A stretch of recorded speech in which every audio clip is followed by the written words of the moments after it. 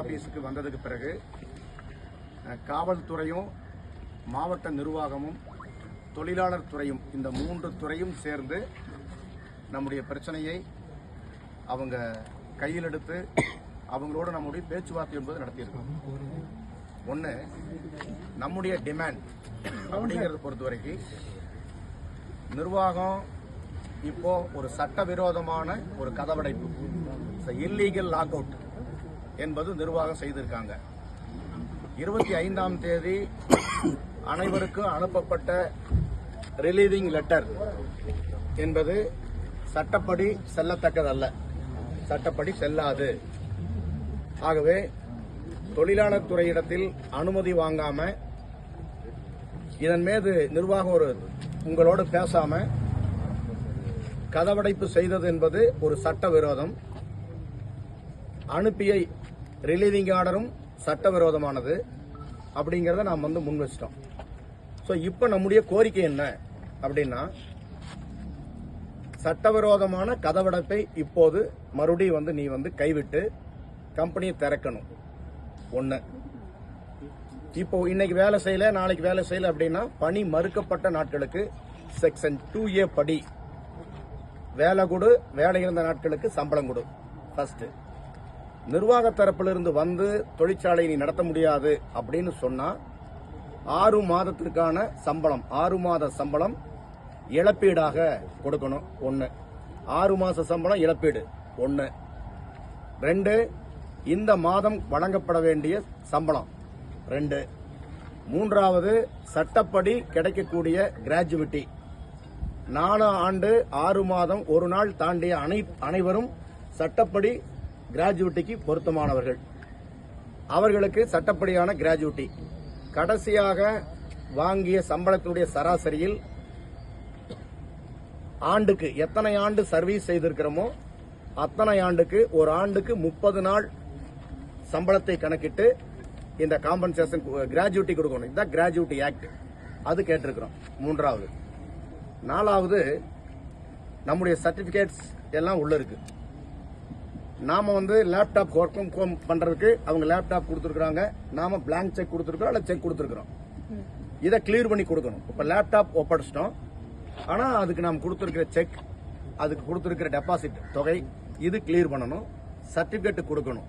இது 2. 3வது, experience certificate, contact certificate, நம்ம செட்டில்மெண்ட் பண்ணதுக்கு அப்புறம் கொடுக்கிற ரிலீவிங் லெட்டர். இந்த 3ம் இருந்தா தான் இன்னொரு பக்கம் வேலைக்கு போக முடியும்.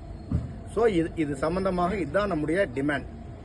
இந்த டிமாண்டை நம்ம சார்ட் அவுட் பண்ணி ACL assistant labour commissioner, additional labour commissioner 2 பேர்த்துக்கிட்ட நாங்க சொல்லிட்டோம்.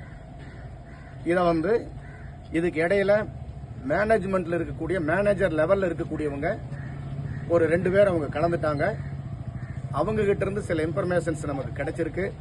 அதன் மூலமாக இப்ப அபினவ் என்று சொல்லக்கூடியவர்கிட்ட ஒரு பேச்சுவார்த்தை என்னென்ன நடந்தது என்னன்ட்டு அவங்க என்ன சொல்லியிருக்காங்கன்னா, டாப் லெவல் மேனேஜ்மெண்ட் கிட்ட பேசிட்டு நாளை காலையில 10 மணிக்குள்ள நம்முடைய டிமாண்ட்ஸை அவங்க சார்ட் அவுட் பண்ணி நாங்க கொடுக்கறதுக்கு ஒரு முயற்சி பண்றோம்னு சொல்லியிருக்காங்க. அப்ப நம்முடைய டிமாண்ட்ஸ் நாம சொல்லிட்டோம். இது சம்பந்தமாக அவங்க டிஸ்கஸ் பண்ணிட்டு நாளைக்கு ஒரு 10 மணிக்கு மீண்டும் பேச்சுவார்த்தை இங்க நடக்கும். அந்த பேச்சுவார்த்தையில நம்முடைய டிமாண்ட்ஸ் அவங்க ஒத்துட்டாங்கன்னா ஓகே. ஒருவேளை ஒத்துக்கல இழுக்கிறாங்க அப்படின்னு சொன்னா நாம் இப்போ 2 காவல் நிலையத்திலும் FIR, அதாவது புகார் கொடுத்து அந்த புகாரின் மேல் இன்னைக்கு இப்போ CSR கம்ப்ளைண்ட் ரெஜிஸ்டர் காப்பி நாம் இப்போ வாங்கிடுவோம். நாளைக்கு ஒருவேளை இவங்க செட்டில் ஆகலைன்னா நாளைக்கு FIR போடப்படும். என்ன FIR? சட்டவிரோதமாக கதவடைப்பு செய்த செக்ஷன். அதன்படி அந்த principal employer number 1, number 2, number 3, number 4 இவங்க மேல FIR ரெஜிஸ்டர் செய்யப்படும். இன்னென்ன பிரிவுகளின்படி ரெஜிஸ்டர் செய்யப்படும்.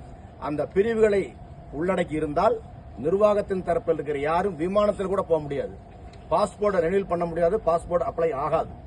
அந்த அளவுக்கு நாம செய்திருவோம். ஆகவே இதெல்லாம் நம்ம அவங்க கிட்ட சொல்லிட்டோம்.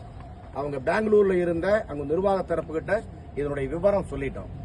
அதுக்கப்புறம் நாளைக்கெல்லாம் இழுத்தாங்கன்னா ஒரு 2000 பேர் மீண்டும் காவல் நிலையத்துக்கு கமிஷனர் ஆபீஸ்க்கு முன்னாலேயோ அல்லது லேபர் ஆபீஸ்க்கு முன்னாடியோ அல்லது கலெக்டர் ஆபீஸ்க்கு முன்னாடியோ ஒரு அட்மினிஸ்ட்ரேட்டிவ் கோயம்புத்தூருடைய சட்ட ஒழுங்கு பாதிக்கிற மாதிரி ஒரு சூழல் உருவாகும்னு சொன்னா அதுக்கு நாங்க பொறுப்பல்ல. ஆகவே இது ஒரு அவசர காலமாக கருதி தொழிலாளி பிரச்சனைகளை செட்டில் ஆகிறதுக்கு என்ன வழி என்று நிர்வாகம் யோசிக்கணும்னு very strong message convey to your top level management. தெளிவா சொல்லிட்டோம், அவங்க புரிஞ்சுட்டாங்க. இந்தியாவினுடைய தொழிலாளர் சட்டங்கள் என்பது வலிமையானது. ஆகவே வாரண்ட் போட்டு கொண்டு வரக்கூட முடியும் அப்படிங்கறது எல்லாமே நாம தெளிவுபடுத்திட்டோம். இதுக்கு இடையில நம்ம சில நடவடிக்கைகளை நாம் செய்யணும். நாம நாளைக்கு ஒரு 2K பெட்டிஷன், அதாவது தொழிற்சங்கத்திலிருந்து தாக்கல் செய்யணும். அதன் மேலதான் அவங்க விசாரணைக்கு எடுத்துக்கொள்வாங்க. அந்த 2K பெட்டிஷன் அப்படிங்கறத நாளைக்கு நாம தாக்கல் பண்ணிடுவோம். 10:30 மணிக்கு நாம தாக்கல் பண்ணிடுவோம். அப்ப அதுக்கு என்ன செய்யணும்னா, நம்முடைய ஊழியர்கள் அத்தனை பேரும் அதுல சைன் பண்ணி கொடுக்கணும். அந்த சைன் பண்ணி யாரெல்லாம் பேர் இருக்கோ அவங்களுக்கு தான் அவங்க காம்பன்சேஷன் கொடுக்கறதுக்கு, செட்டில் பண்றதுக்கு அந்த நேம் எல்லாம் வச்சுதான் அவங்க பண்ணுவாங்க. ஏன்னா லேபர் ஆபீஸ்ல அவங்க யார், எத்தனை பேர், யாருங்கிற கணக்கு இருந்தா தான் அவங்களுக்கு என்ன தொகை வருதுன்னு பார்க்க முடியும். உதாரணமா 25 டேஸுக்கான salary, gratuity, retirement compensation, notice payment, இதெல்லாம் சேர்ந்தா ஒரு எம்ப்ளாயி அவருக்கு என்னென்ன டியூஸ் இருக்கு, இதெல்லாம் என்ன கால்குலேஷன் அப்படின்னு பார்த்து 3000 பேர்த்துக்குமான கால்குலேஷன் போட்டு அந்த தொகையை அவங்க அப்செட் பண்ணிட்டாங்கன்னா உங்களுடைய இண்டிவிஜுவல் அக்கௌண்ட்டுக்கு அவங்க மணி டிரான்ஸ்பர் பண்ணா மட்டும்தான் இந்த செட்டில்மெண்ட் அப்ளிகபிள் ஆகும். இதுக்கு 2 சைடும் இருக்கக்கூடிய நிலை பார்த்துட்டு இதுக்கு ஒரு 12(3) செட்டில்மெண்ட், சட்டப்பூர்வமான ஒரு ஒப்பந்தம் போட்டா மட்டும்தான் இந்த கம்பெனி க்ளோஸ் பண்ணுவதாக அர்த்தம். சட்டப்பூர்வமாக க்ளோஸ் பண்ணா மட்டும்தான் நாம இன்னொரு பக்கம் நமக்கு நிம்மதியாக போக முடியும். சோ இங்க நடக்கக்கூடிய 12(3) ஒப்பந்தம் அப்படிங்கிறது ரொம்ப ரொம்ப